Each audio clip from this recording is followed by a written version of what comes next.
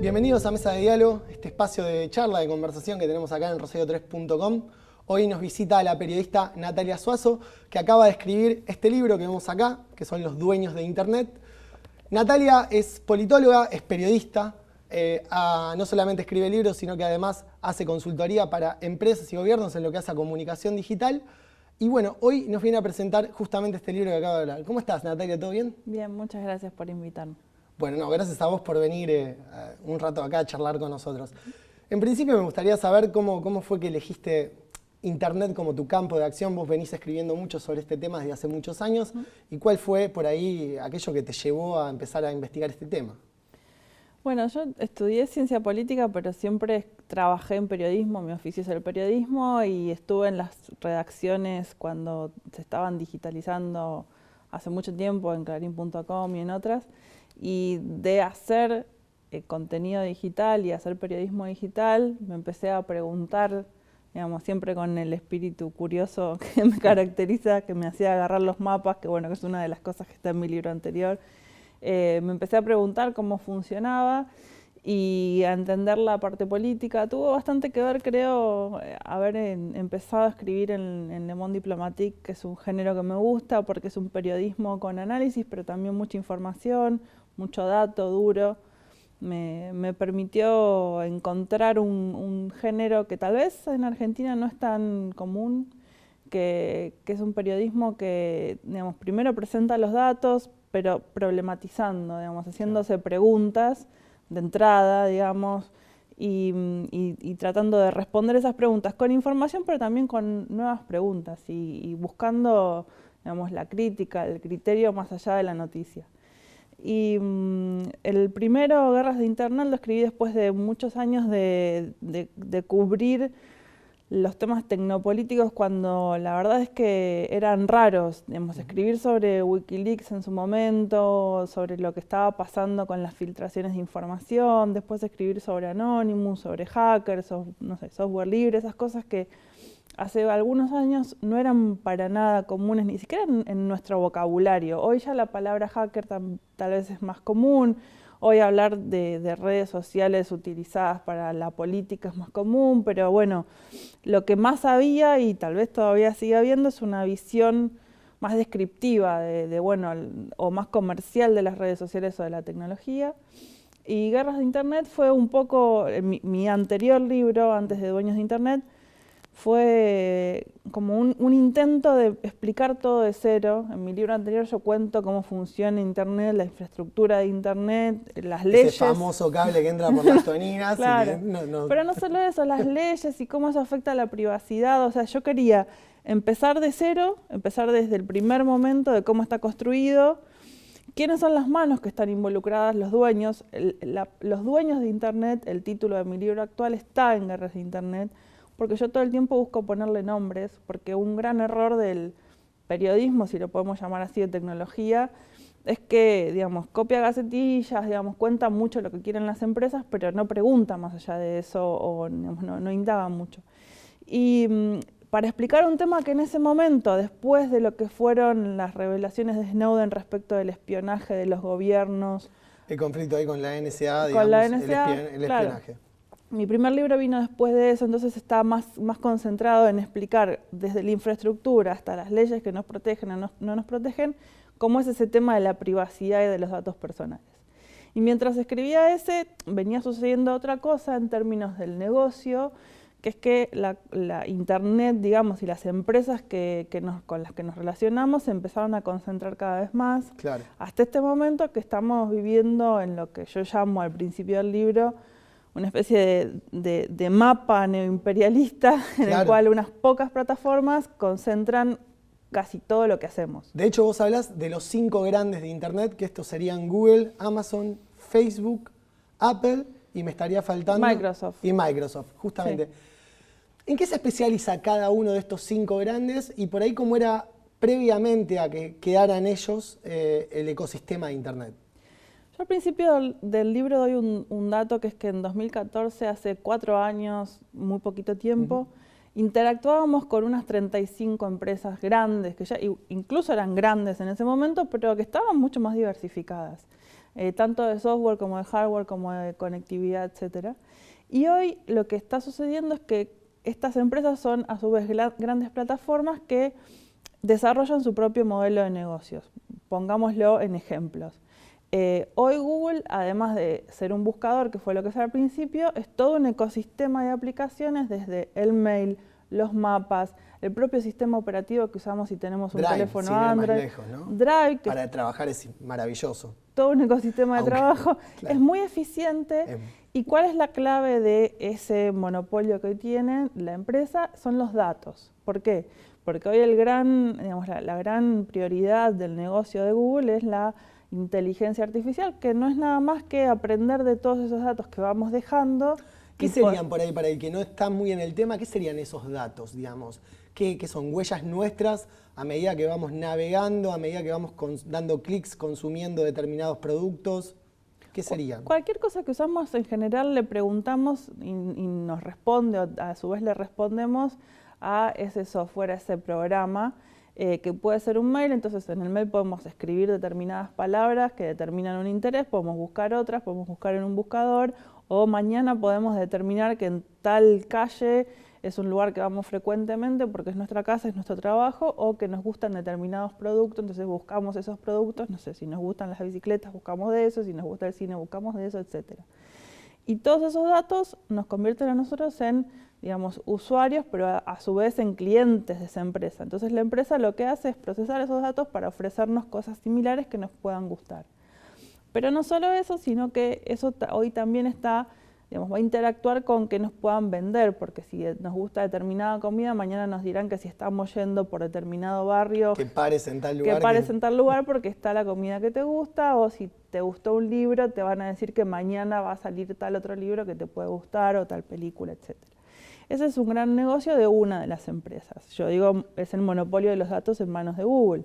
Claro. Y bueno, y ahí se derivan otros problemas, que es el problema de las fórmulas que hoy nos organizan el mundo, los algoritmos, que bueno, que ya ahí nos expandimos, salimos del monopolio de Google, pero con otras empresas. Pero me interesaba en cada caso profundizar, y es un libro que cualquier persona que no entienda sobre este tema específicamente, pero que le interese cómo funciona hoy el mundo, puede leer, porque está explicado de una manera sencilla, pero a la vez compleja, digamos, política. O sea, encarás un poco la parte también técnica de todo el tema, ¿no? Sí. No evito esa parte que es explicar técnicamente cómo funcionan las cosas. Le doy el lugar que tiene que tener, porque me parece que también es útil que sepamos cómo funciona eso para ser conscientes. En el caso del capítulo de Facebook, eso también es muy importante, porque el gran valor, el gran poder que tiene Facebook, tal vez un poco menos que en otros momentos, pero el gran poder que sigue teniendo es en la atención, es en mantenernos en un lugar en donde vemos cosas que nos resultan siempre interesantes y nos vamos quedando. Y eso se debe a un algoritmo, a una fórmula. Que nunca te cuentan cómo funciona, ¿no? Porque, digamos, ese por ahí tal vez sea el mayor resguardo que tiene Facebook, y que ha surgido en cuanto ha sido la interpelación a Mark Zuckerberg este tema, y siempre lo han tratado de evitar. ¿Por qué pensás que es tan importante mantener bajo 7 llaves cómo funciona su algoritmo? Porque en el misterio, las empresas de tecnología, igual que con la economía, igual con ciertos temas, en ese misterio que se quieren construir, se construye poder, se construye esta relación en la cual pensamos que necesitamos eso, y si no tenemos eso no podemos hacer esa misma actividad con otra cosa. En realidad en el algoritmo de Facebook suceden ciertos procesos que, por ejemplo, el algoritmo determina que vos no veas lo mismo que yo en el muro. Claro. Cada uno tiene un timeline personalizado. Claro, distinto.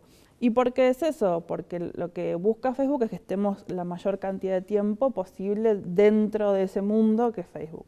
Y contentos, me imagino, contentos, ¿no? Porque el gran negocio de Facebook no es ordenar noticias. O sea, Facebook odia ordenar noticias, odia editar noticias. Es el gran problema que tienen. Ellos no se propusieron ser editores de periodistas o personas que hoy tienen que lidiar con problemas como neonazis o discursos de odio o problemas de censura porque sus robots tienen que cada tanto eliminar cosas que sí hay que eliminar, como pueden ser cosas terribles, como el sangre o cosas molestas, o, no sé, un pezón que le genere un problema porque es un problema de censura. Bueno, de hecho ahora hace poco hubo un caso de censura, si se quiere, o si se tomó, que denunció la agencia Pacurondo respecto a una nota que habían sacado sobre la cuestión del FMI, sobre lo que iba a ser el acuerdo del FMI, y que salió con un cartel de advertencia, y que, bueno, un poco le echaba la culpa a Chequeado de haber dado justamente esa calificación. ¿Cómo ves ese rol? Porque, digamos, los medios de comunicación necesitamos de Facebook para publicar o para que se haga más visible nuestro contenido, pero a su vez quedamos sujetos a censores que limitan la libertad de expresión. Lo mismo que con el pezón, ¿no? Digamos, la foto de pezón que una persona en cuero le pueden sacar. Que se censuran los pezones femeninos, pero no los masculinos. Exacto. Bueno, ¿quién elige? ¿Quién es el guardián de la información? Esa palabra que en comunicación se estudia, que es quién es el gatekeeper. Digamos, ¿quién filtra en la puerta quién pasa y quién no pasa? Es un problema viejo, pero que con Facebook, digamos, se renueva. ¿Por qué? Porque en los diarios, en papel o en la televisión, siempre hubo un editor que dijo, esto sí, esto no.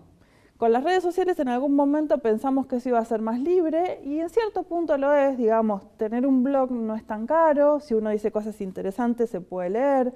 Tener una cuenta en redes sociales, digamos, también es algo que una persona con una inversión más pequeña puede hacer y puede informar y, bueno, puede, si queremos, hacer periodismo o difundir algún tipo de información. Y entonces, ¿cuál es el problema con Facebook? Que se convirtió en el lugar en donde todos recurren, todos los medios recurren para que los lean, porque la gente está ahí, porque la gente tipea menos el sitio para acceder a la noticia. Entra de forma más directa como pasaba antes, ¿no? Que ponían la dirección de tu sitio y entraban. Bueno, Facebook es una empresa de publicidad. Y entonces cuando empezó a surgir todo este tema de si ellos eran los responsables de las noticias falsas que estaban en su plataforma, ellos lo que dicen es, no, nosotros somos intermediarios, no somos responsables del contenido que se publica.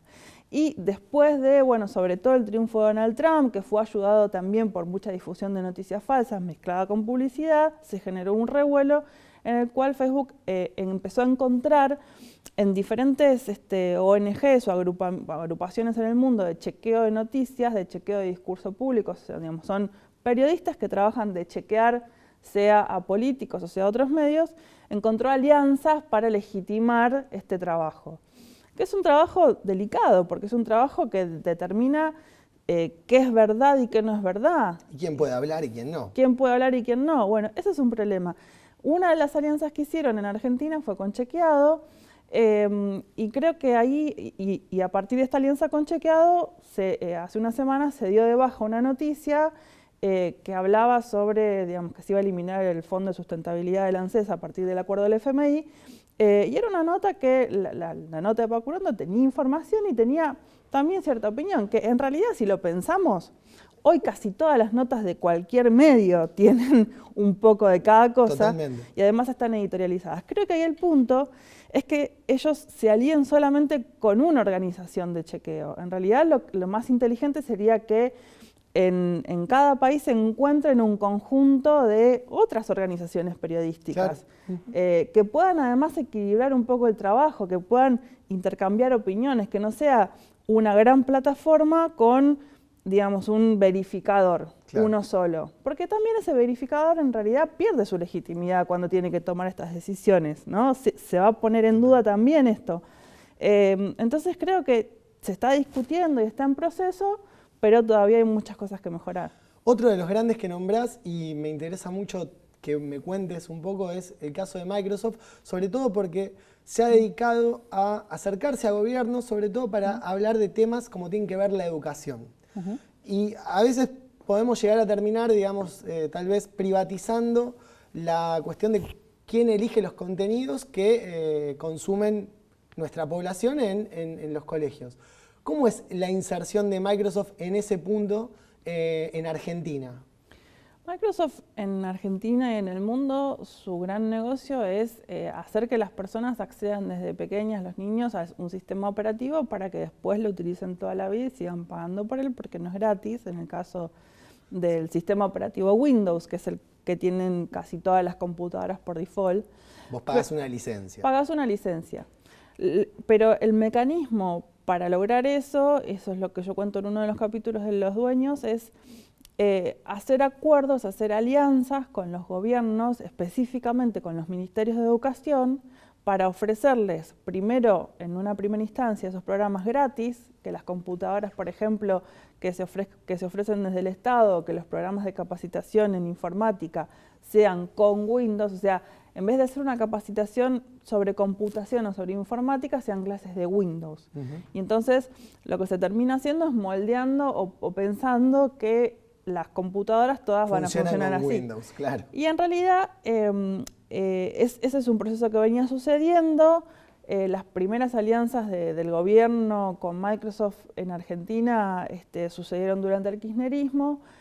Creo que ahí hubo una mezcla de ingenuidad y no saber y una mezcla de cosas, y también, por supuesto, un lobby muy grande, porque todas las empresas están a la orden del día y están tocando la puerta de los funcionarios, que es su trabajo además. Sí, sí, por supuesto. Por eso yo digo que del otro lado, la importancia en que los funcionarios y los gobiernos entiendan más de estos temas, entiendan de tecnopolítica para poder tomar las decisiones, porque no significa que no haya que usar tecnologías para, digamos, las distintas funciones del Estado.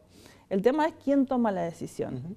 Y lo que está sucediendo ahora en el caso específico de Microsoft a partir del gobierno de Macri es que hay otro esquema que también implicó echar, despedir, cerrar muchos equipos pedagógicos que, por ejemplo, determinaban los contenidos del programa Conectar Igualdad, que era un programa bastante masivo, importante en términos de alfabetización digital, y con eso se eliminaron esos equipos y ahora las decisiones las toman una mezcla de ONGs, digamos, a las cuales se les terceriza la decisión, digamos, sobre la educación pública en conjunto con estas empresas. Entonces, la conclusión básicamente de ese capítulo es que estamos determinando la política a partir de un producto y no de la política, que es la que debería determinar qué es lo que queremos enseñar en un país muy diverso, que tiene distintas necesidades, y en general lo que pasa con Microsoft, con estas empresas, es que ofrecen una solución para todos los problemas. Claro, sí, ¿no? sí.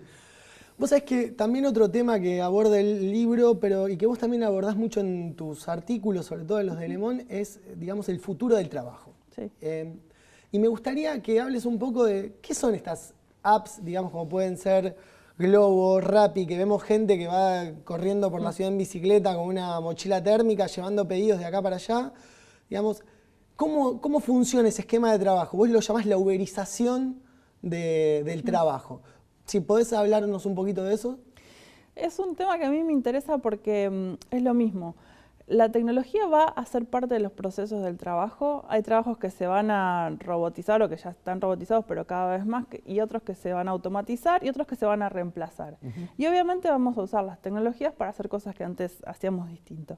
En este caso, hay el esquema de Uber, de Rappi, de Globo, son plataformas tecnológicas que dicen somos una plataforma y lo que hacemos es tecnología y conectamos a un consumidor con un comprador o a un chofer con una persona que intermediario, digamos. Nosotros somos intermediarios. Y somos lo que ellos dicen economías colaborativas, que es una palabra que se roban de otra cosa, que una economía colaborativa no es eso, es una relación en la cual en general las dos partes se benefician mutuamente y además a veces son relaciones gratuitas en las que no media el dinero. Entiendo. Y entonces ellos toman este vocabulario de la economía colaborativa para decir que están colaborando, cuando en realidad en esa intermediación ellos se quedan con el 30%, el 20% de la ganancia de cada una de esas interacciones, que son muchas en este país y en el mundo todo el tiempo.